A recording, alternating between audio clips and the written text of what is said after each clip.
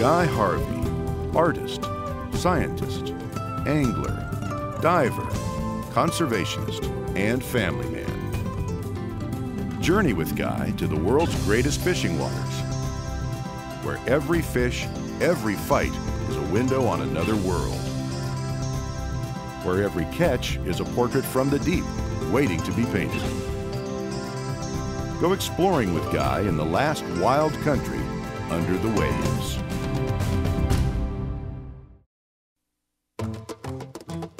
A few hundred miles further to the northwest, we go fishing out of Los Sueños in Costa Rica on Dick Weber's boat, the South Jersey champion. John Graves does battle with a 300-pound blue while we're trolling for sailfish using 20-pound tackle. What contest that on, John? 20. Oh, this may take a while. Yeah. Catching a blue this big on light tackle is great, but the problem arises when trying to put a PSAT in the fish.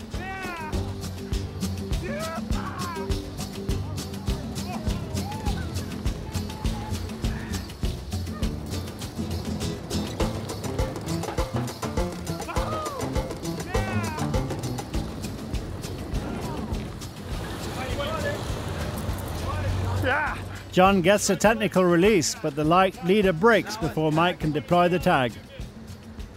That fish is easy 250, Mike. Oh, that's a great catch for John. On 20-pound test, man. It's an awesome catch. 10 to 1. Congratulations, man. That was awesome. Well done. Your first Pacific blue marlin. Yeah. Fantastic. All right. Well done.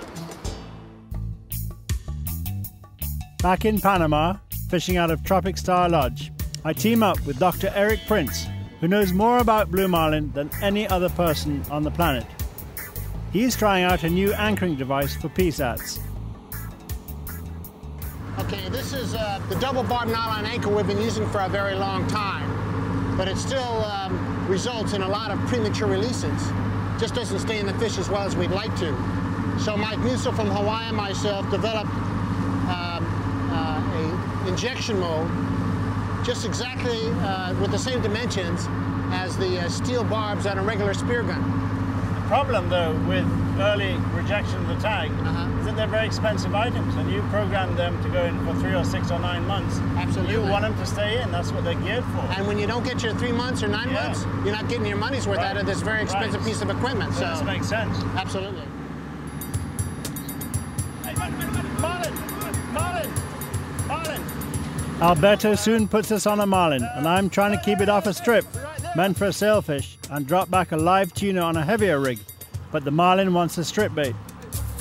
Trying the tuna, it rejected it and then gets tangled in the leader. Not a good thing.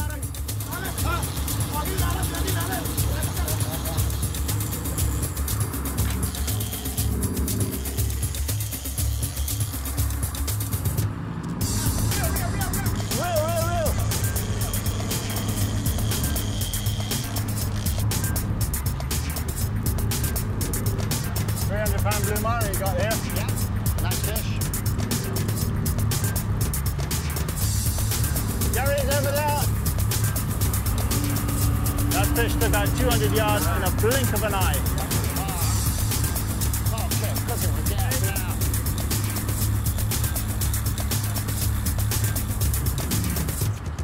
You're Mr. Blue Marlin as far as I'm concerned. What have you learned about the blue marlin's movements and migrations following, a tagging event? Well, they're the biggest, and they're best equipped to make deep forays and deep dives. We've got one documentation diving to 804 meters and 9 degrees Celsius. So that is a long way down. They're bigger, and they got to eat. And when surface food isn't available, they don't have a problem of making these long, deep excursions. They're the largest of all the billfish species by quite a bit. And they're a very robust animal. Their body proportions are very rounded. Absolutely. There's much more to them. Yeah. So I think, quite frankly, I think studying blue marlin is probably one of the heights of my career because they're so fantastically comprehensive. They can do about anything they want to do. Yeah, I'm sorry to say this fish got wrapped up. You did an amazing job of bringing him up from 200 yards down. But it's probably foul hooked, and of course they asphyxiate. But this fish is going to be very, very useful for us to talk about blue marlin anatomy. It's a situation no recreational angler desires, but I'm going to make very good use of this rare opportunity.